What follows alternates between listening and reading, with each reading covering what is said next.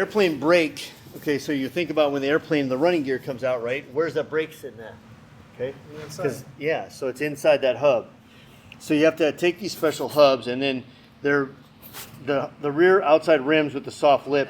This is all Black Bike, okay? And so they made this rim lace up to this hub, which is not an easy feat.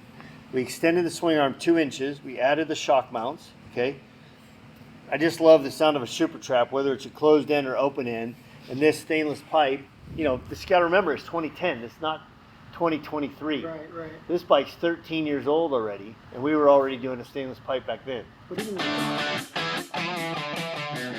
Hey guys, Brian Klock of Clockworks. We had a request from a bunch of you who've put in the comments or sent us DMs about a little shop walk. So today is Talk About It Tuesday. We're gonna give Carly the day off, and I'm gonna do a little shop walk. So come on in, let's check out Clockworks. So right when you come in, you have an FXR and Dynamat. Those are both great things in the world, both long-standing things in the world, okay? The Dynamat system, what these trash cans do, and I don't even know if this thing's on. Oh, it is on, perfect, even better. I didn't check first. This one will sound real tinny because there's nothing there. This one has one piece of Dynamat in the back. When I first saw this at Dynamat's headquarters, I thought this whole thing was lined. The buzz you're hearing is just our audio. So, versus this. So you can see how if you put that under your fairing, it's a win. It's that simple. Line it with a few pieces, it takes that resonance out and throws all the sound out the complete fairing where you want it. So before you go put in really, really expensive stuff, or if you already have really, really expensive stuff, don't waste the sound by resonance. Get some Dynamat. Dynamat has all these cool point of purchase displays now as well. Simple one is this bell. See that? That one little piece takes out all that resonance, so it doesn't even do anything, right? It's very simple. They got it for your home. They've got, you know, Dynamat tape. There's roller tools on the backside of this thing. It's not on wheels, so Sheldon, you're gonna have to roll around here with me. But lots of really cool point of purchase things, right? For you trying to put Dynamat in something. Let's talk FXRs, because you know I hate that part. 2010, Michael Lichter's exhibit, Artistry in Iron, and it was Motorcycles as Art exhibit at Sturgis 2010. So we built this bike, and it was really a tribute to all of the FXR styles in my life. You'll notice the front fork leading leg, okay? That's a throwback to Battistini, those guys in England. They teamed up, them and Arlen Ness were both doing it. The brakes are Behringer. It's the hub off of an airplane brake. So when you think about the wheels that come down, where's that brake at, right? It's in the hub, okay? So these are airplane hub brakes. Black Bike did the wheels and made the wheels so they would be able to lace up to this hub. We raked it 7 degrees, smoothed everything, obviously smoothed all the welds. It's a stock styled FXR tank in that it carries this piece all the way up, okay? I saw this and this mating surface for the first time on Grady Pfeiffer's bike.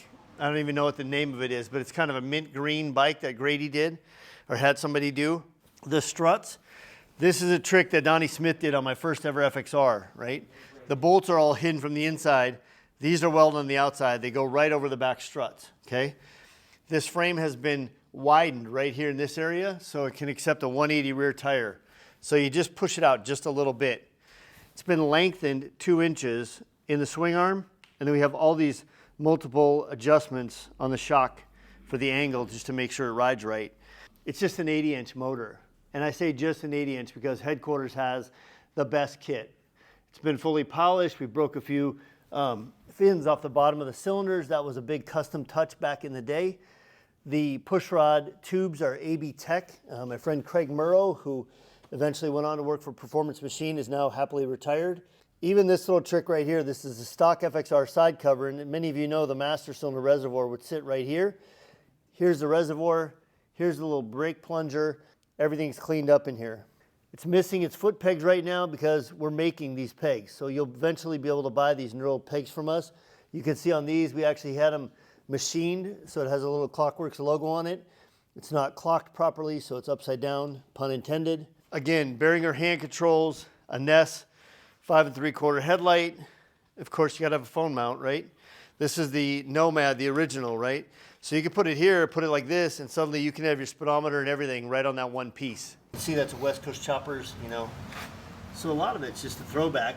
These trifecta blocks, that was our own little deal. It was me and Skeeter Todd, too many late nights, talking about, you know, what makes bikes flex. And when you go down the road, or better yet, you put this thing on a dyno and you crank on it, that little block right there will just go, wow, wow, I just want to twist. And so now, by adding that third bolt in there, it takes this diamond from flexing like this and really makes it much more stable. It's a lot easier to deliver big power in case you're, you know, put a twin cam or, I don't know, be like Shelp, put a 111 in this thing. Way more power than you need, but hey, trifecta blocks, why not? We'll just go to the left as we walk in the door today because I don't want to burn up all your time, but this is my bike. This is my favorite bike. This is the Cherry Bomb. We did this in 2004. Again, another Michael Lichter piece. This is the first show I ever did with Michael Lichter, and Michael said, hey, Brian, do you think you could build a bobber out of a new bike? And I said, okay, well, I don't understand, like, what's the premise of this? He goes, there's going to be, I think at that time, maybe 14 builders. And it was Willie G, Indian Larry, Billy Lane, and I got lumped into it, but I didn't know I got lumped into it. We had the conversation, but we never finalized it. 10 days before Surges, or maybe 2 weeks before Surge, 14 days, I get a call from a friend in Puerto Rico, and he says, hey, how's your bike coming for Bob's Back, is what it was called, Bob's Back.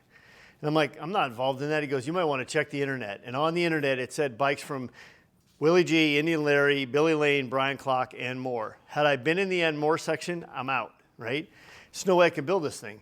And my good friend Greg Wick, who lives in Rapid City, had this Springer, had an idea to build more of a Frisco-style tank, more of a kicked-up, you know, Northern California look to it. This is not at all what he wanted.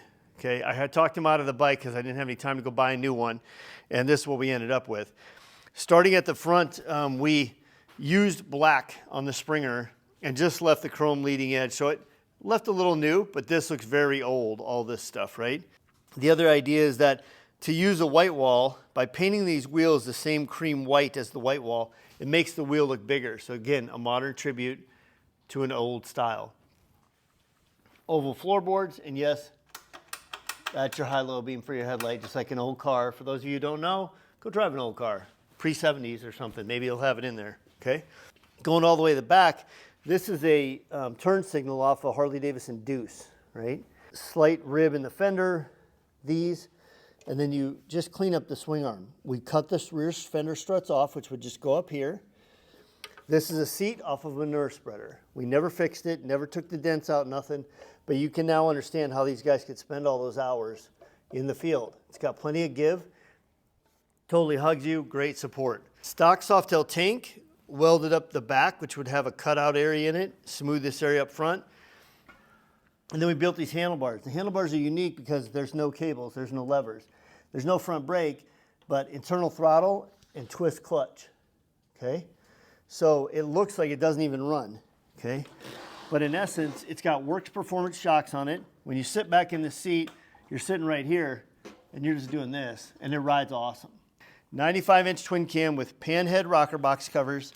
This is some corrugated out of Ted's V-twin, Ted's cycle. So it's just a reproduction corrugated piece that they would have put on old bikes.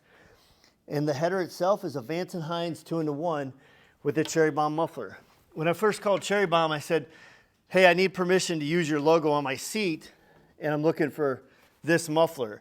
My dad always had this sticker on his 1970 C10 pickup that he drag raced down in Marion, South Dakota at Thunder Valley Dragways. Well, if Mom would let you get out of church, you could go with Dad. Guess what that meant? You got to go to the drag strip. You parked on the spectator side right by the concession stand. You wanted something, you went and knocked on the back door. The ladies in the concession stand would come to the back door, give it to us, and my dad would settle up with them at the end of the day. Absolutely spoiled rotten. Drag strips, corn dogs, ice cream bars, whatever you wanted, we had it, okay? But I relayed all that to this sticker. So when I told the guys at the shop, they're like, well, this is your Cherry Bomb. Originally, it was going to be painted red. We decided to paint it black with the white scallops, put the Cherry Bomb muffler on. I make the call to Cherry Bomb, and I said, hey, this is what I'm looking for. They said, can you call us back tomorrow? I said, sure. Now I got 10 days left. We are stressing to build this bike because I could have bowed out, but it was at that point in my career in 2004 where we were just kind of becoming something. People were noticing our bikes in all kinds of venues. And I called them again. They said, sir, Mr. Klock, we don't understand what you want. And I said, I need an effing $18 muffler. And there's this room of laughter. I didn't realize I was on a conference call. I didn't realize there was a board of people listening to me. And I just totally embarrassed myself. I said, well, my mom would be real proud. I'm sorry about that. I'm under a lot of stress. I'm trying to get this bike done. They said, Mr. Klock, we love your passion. One guy goes, I understand it. You want to put our logo in the seat, tooled somehow, to make it look vintage, and you need a muffler. They shipped me 200 pounds of mufflers overnight, and so now I got 9 days left. And that's the birth of the Cherry Bomb.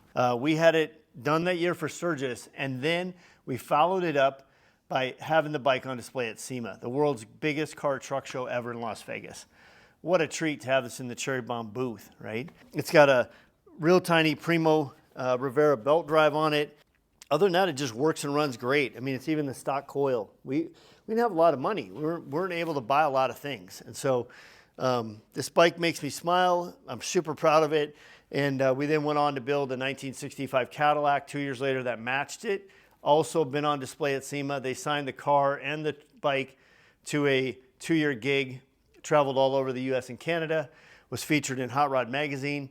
And the whole time I was back here making windshields because it all happened at the same time. You can't imagine more things going on in 2006. Fast forward to 2013, and from 11 to 13, we were doing a lot of work with Triumph, okay? And Michael Lichter said, hey, I got another thing coming up. It's about the cafe culture, and it's called Ton Up. And it's going to be a display again at Sturgis. So I talked to the folks at Triumph.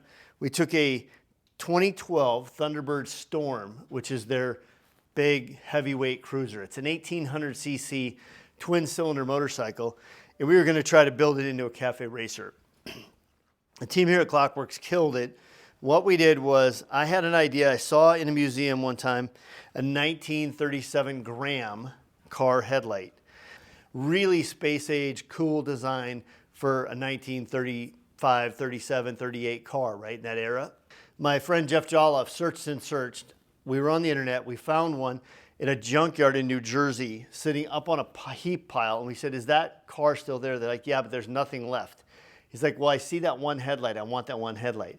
So it's very expensive. We took it to Minneapolis where a guy literally filled in all the pitting and the chrome with copper. And we were able to restore the whole thing. And then we built the fairing around that. You can see there's, some cracks in the paint, some dings on it. After we did Michael Lichter's exhibit, it went on tour with Triumph and then eventually spent 5 years in the Triumph North American headquarters down in Atlanta. So super proud of this bike. A lot of it's just super easy of making these finishes, taking the Triumph cover off of here, and all of a sudden this looks more mechanical. The battery lays down right here, K&N filter on the back. We fabricated our own mid controls for it. The frame's all painted to match. This is a complete, aluminum tail section on it with a tail light out of a 1950 Pontiac, I think. Sheldon will take a little closer look. If it's not right, let me know in the comments below, but I think it's 50 Pontiac. And then, oh man, now I'm not gonna remember his name. Bummer.